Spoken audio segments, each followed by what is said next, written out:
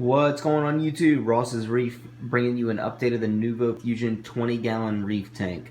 Alright guys, I need some serious opinions here. I know I've been doing a couple of these types of videos where I've been asking y'all for help, but it's greatly appreciated in the decisions I have been making. This next decision is going to be whether to take the refugium off in the back.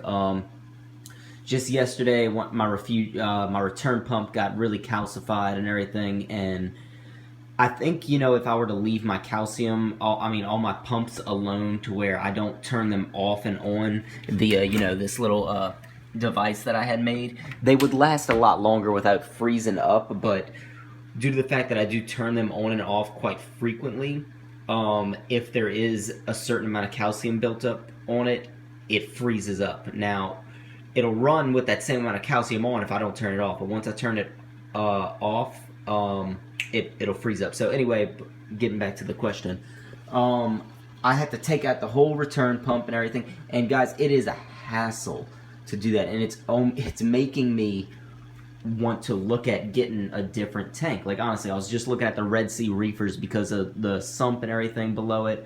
Dealing with the pumps would be so much easier, but I was like, no, hold on, I don't need to go do that.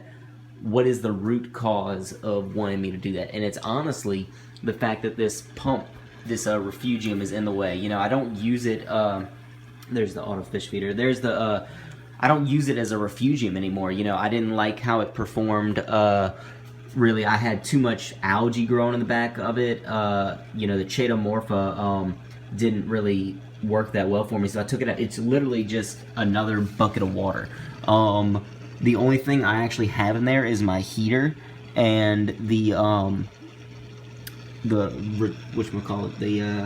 GFO reactor. But if I were to take that refugium pump off, this chamber in the Nuvo would open up, which I could put the pump for the I can't think today, guys. The carbon and GFO reactor on, and then I could probably stick the heater in one of these areas right here. Just, I really don't think this refugium is worth it anymore. I'd built a stick the Radion on the back of this thing. I have a clip that I can stick the fish feeder onto this.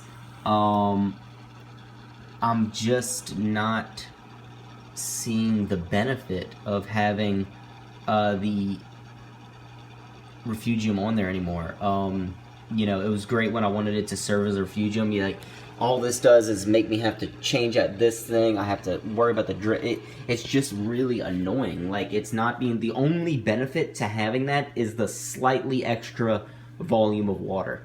That might have been good in the beginning when I was setting this tank up, but this tank is pretty well established now, and I don't think that I need that little extra volume of water for the hassle that it's giving me. Whenever I have to do any maintenance back here, guys, it is such a pain because I have to work around this refugium.